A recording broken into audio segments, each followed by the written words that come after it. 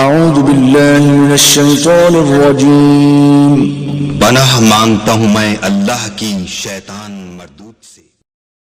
بسم اللہ الرحمن الرحیم۔ السلام علیکم ورحمۃ اللہ وبرکاتہ۔ آج کا یہ میرا میسج ان بہن بھائیوں اور ان بزرگوں اور دوستوں کے لیے ہے جن کے گھر میں مائیں اور بہنیں، بیٹیاں، بیویاں موجود ہیں۔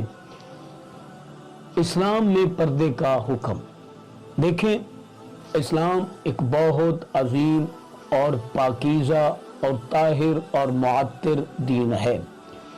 کائنات میں اسلام نے جو ہمیں درس دیا، ہمیں سبق دیا، اسی میں ہماری بہتری، ہماری کامیابی، ہماری بھلائی اور ہماری سربلندی ہے۔ آج اس پرفتن دور میں، آج اس ہمارے معاشرے میں کیا ہو رہا ہے ہم سب جانتے ہیں۔ کوئی شخص ایسا نہیں جو اس بات سے ناواقف ہو۔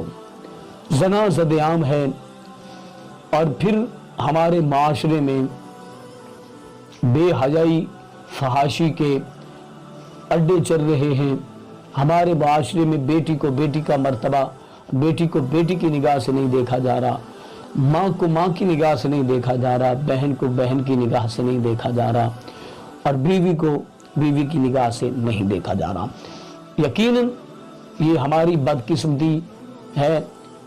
پردہ خود بھی اپنے، جو بھی ہمارے بھائی ہیں، جو ہماری بہنیں ہیں، میری التجا، گزارش، اپیل ہے کہ خدا را پردے کا انتظام کریں، اپنے آپ کو با پردہ رکھیں، تاکہ ہم بہت سارے گناہوں سے، بہت ساری غلطیوں سے بچ سکیں۔